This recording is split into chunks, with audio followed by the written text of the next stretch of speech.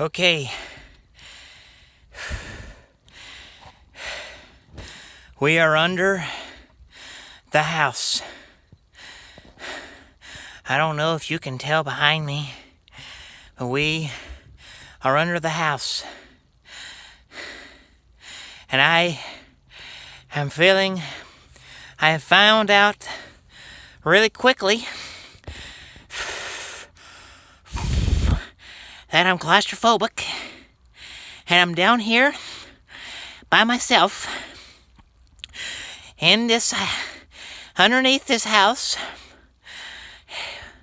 with all the creaks and noises and walls that are closing in on me, and the insulation here that is scratching all over, and the spiders. Oh yeah, didn't know that there were spiders underneath this house. They like this house. They like it. Haven't seen any reptiles, but I hope I don't. But because probably at this point I will probably have to make another. Oh my God! What is that? Oh, okay. That's just my dog George. Okay, all right. Stop it, George. Stop it. All right. Whoo! That one scared me.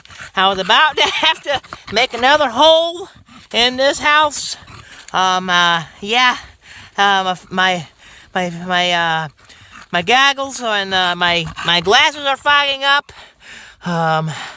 Oh boy, yeah, George, you scared the snot out of me of that one. I didn't know if that was a rabbit, raccoon, or a possum, or what it was, or a big alligator, or a big anaconda, or something, python. I didn't know, man.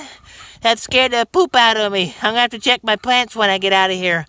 But anyway, I have to get all my bearings back in line now, because I didn't know what that one was.